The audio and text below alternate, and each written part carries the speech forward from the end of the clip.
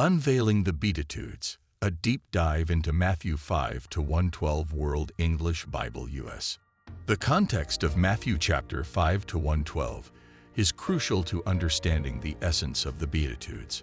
These scriptures mark the beginning of Jesus' Sermon on the Mount, a fundamental segment in the New Testament.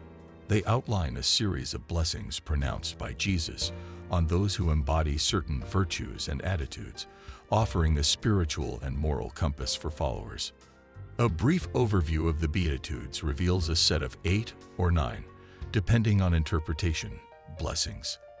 Each one begins with "Blessed are" and ends with a promise. They convey a radical vision of happiness and prosperity that contrasts with worldly ideals, emphasizing humility, righteousness, and compassion over material wealth and power. The opening of Matthew 5 sets the scene with "Seeing the multitudes, he went up onto a mountain."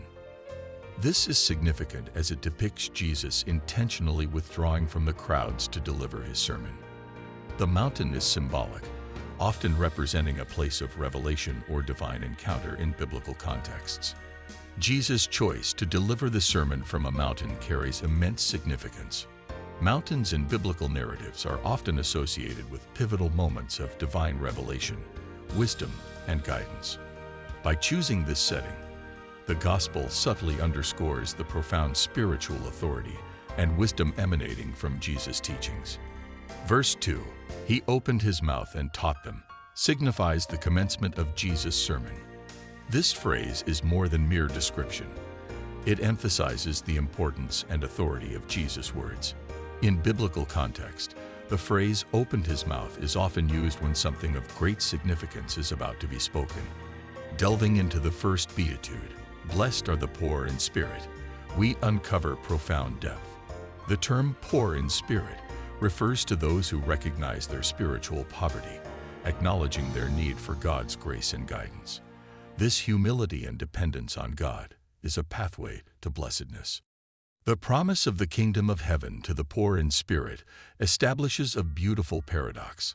It's an affirmation that spiritual wealth isn't measured by earthly standards. Those who may be considered insignificant or even destitute in worldly terms are, in fact, rich in the eyes of God. Moving on to the second beatitude, "Blessed are those who mourn," we encounter a sense of comfort. Mourning is often associated with loss and sorrow, yet this beatitude presents it as a source of blessing. It teaches that those who grieve and lament injustice are not alone. They are seen and comforted by God. The importance of mourning in the Beatitudes is tied to empathy and compassion. It's about feeling the pain of others, grieving over injustice, and longing for a better world. This mourning is not passive. It's a call to action, a desire for transformation, promising comfort to those who mourn. The third beatitude, "Blessed are the meek," is a call to humility and gentleness. The meek are those who, despite having the power, choose not to assert themselves over others. Instead, they opt for kindness, patience, and a gentle spirit. The reward for such behavior is profound, inheriting the earth. Jesus Christ, in the third beatitude, declares, "Blessed are the meek." This may seem contradictory in a world that often values assertiveness and dominance. However, meekness in biblical terms is not weakness, but rather a gentle strength, a self-control robust enough to forego retaliation. It's a willingness to put others before oneself, a characteristic that Jesus himself embodied. The promise for the meek is profound. They will inherit the earth. This promise echoes Psalm 37:11 and speaks to a divine reversal of worldly expectations. It's not the aggressive or the domineering who will truly prosper, but the meek, the gentle, those who trust in God's control and righteousness. Moving forward, the fourth beatitude says, "Blessed are those who hunger and thirst for righteousness." It portrays spiritual longing as a deep, consuming hunger and thirst. This beatitude commends those who yearn for justice, fairness, and the rule of God. It goes beyond just a passive desire and implies an active pursuit of righteousness. The promise attached to this beatitude is that they will be filled. This is a powerful assurance from Jesus, Just as physical hunger and thirst are satisfied by food and drink, so too will God satisfy the deep spiritual longing for righteousness. This promise implies a state of spiritual satisfaction and contentment that comes from a close relationship with God. The fifth beatitude is, "Blessed are the merciful." Mercy, as portrayed in the Bible, is a virtue that includes forgiveness towards the sinful and compassion towards the suffering and the needy. This beatitude highlights the importance of showing mercy to others, just as God shows mercy to us. The promise to the merciful is that they will be shown mercy, a profound reminder of the reciprocal nature of mercy in God's kingdom. The sixth beatitude, "Blessed are the pure in heart," presents a profound teaching about the importance of inner purity. Jesus here emphasizes the importance of authenticity and sincerity, highlighting that purity of intention is what truly matters in our actions and thoughts. This purity paves the way for a deeper connection with the divine. The promise that comes with this beatitude, "For they will see God," is an indication of the profound spiritual rewards that accompany a heart cleansed of deceit and insincerity. To see God does not necessarily mean a literal vision of God, but rather an intimate understanding and experience of His presence. The pure in heart perceive God in their lives and in the world around them. Shifting the focus to the seventh beatitude, "Blessed are the peacemakers," Jesus calls for harmony and reconciliation. To be a peacemaker is not just to avoid conflict, but to actively work towards creating peace. This could mean resolving disputes, promoting understanding, or working to eliminate sources of discord. The promise attached to this beatitude, "For they will be called children of God," elevates peacemakers to a special status. It suggests that those who promote peace reflect the nature of God, who is the source of all peace. This divine affiliation is the reward for those who make the effort to bring about peace. The eighth beatitude, "Blessed are those who are persecuted for righteousness' sake," brings forth the idea that standing up for what is right may lead to adversity. Jesus acknowledges that those who uphold righteousness may face opposition. Yet the promise of the kingdom of heaven to these individuals underscores that their struggle is not in vain, and that ultimate justice rests with God. In the eighth beatitude, Jesus states, "Blessed are those who are persecuted for righteousness' sake." This profound statement highlights the promise of the kingdom of heaven to those persecuted for upholding righteousness. This beatitude encourages believers to stand steadfast in their faith, even in the face of adversity. Delving into verse 11, "Blessed are you when people reproach you, persecute you," it becomes evident that Jesus is preparing His followers for inevitable tribulation. He promises a great reward in heaven for those who endure persecution and reproach. This promise serves to remind believers of the eternal rewards that await them, thus offering solace and motivation to stay resolute in their faith. The role of the Beatitudes in the Christian faith is pivotal as they provide a moral and ethical framework for believers. They encourage virtues such as humility, mercy, and a thirst for righteousness. The Beatitudes are instrumental in shaping Christian character and guiding moral decision-making, thus serving as a blueprint for Christian living. Comparatively, the Beatitudes are presented in different forms across the Gospels. The version in Matthew offers a more comprehensive and detailed account.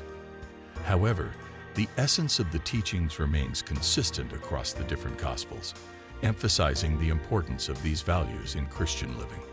Understanding the cultural context of the Beatitudes during Jesus' time helps to elucidate their significance.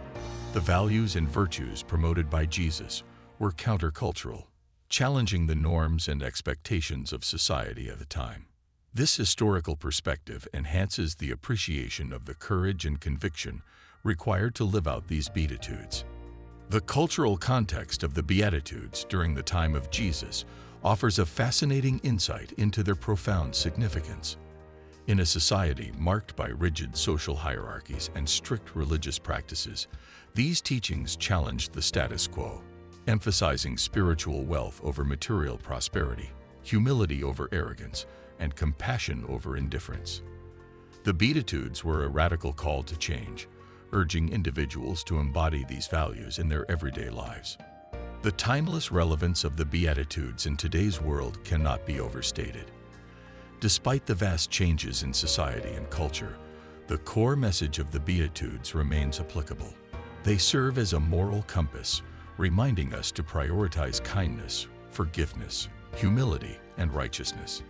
In a world often consumed by materialism, power, and self-interest, the Beatitudes call us back to a path of authenticity and meaningful living.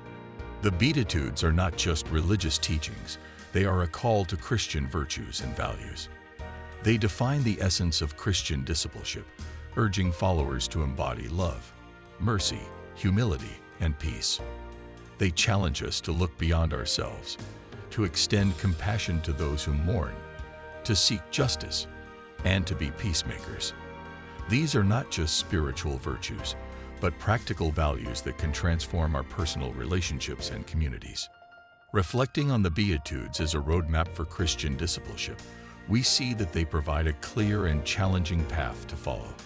They call for a radical transformation of the heart, a shift in perspective, and a commitment to live out these values in our everyday lives. This journey of discipleship is demanding, yet it promises profound peace and fulfillment that surpasses all worldly possessions and accolades.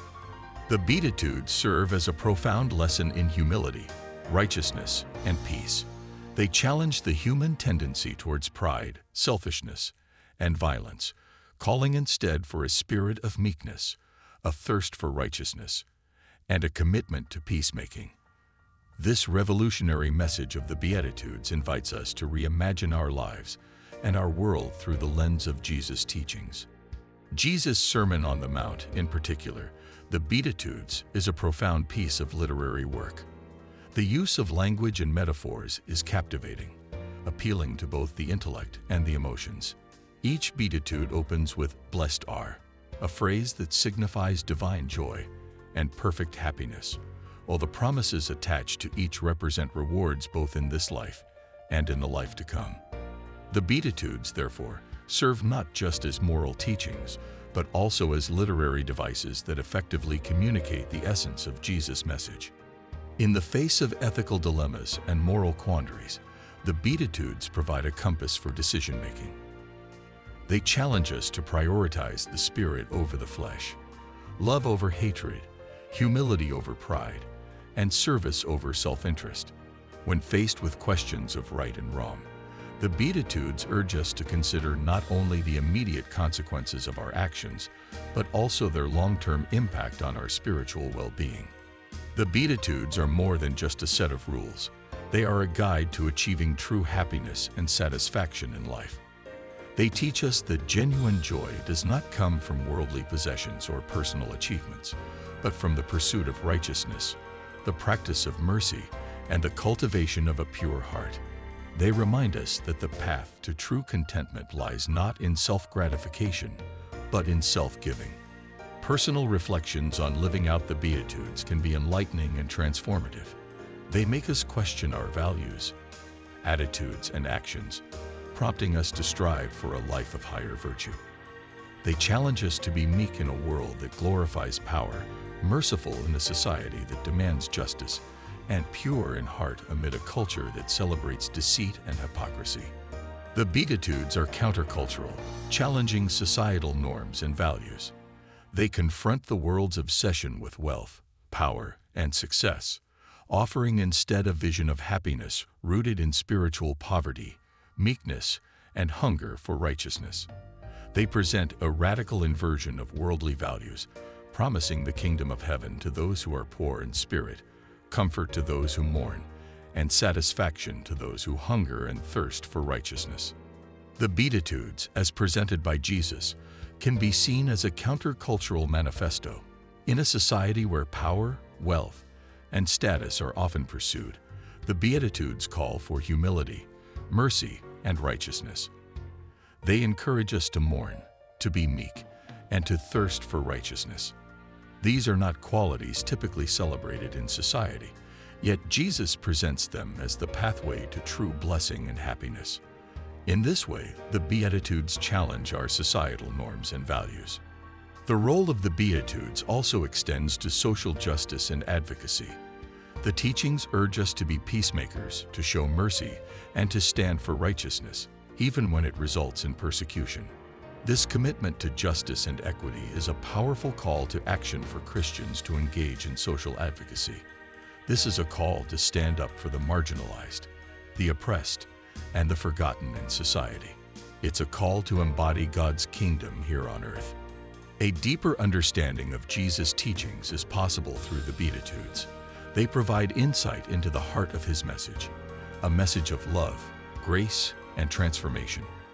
They reveal how Jesus intended for us to live in relation to God and to one another. It's a way of life that, when practiced, can bring about profound change in our personal lives and the world at large. The Beatitudes act as a call to love, mercy, and kindness.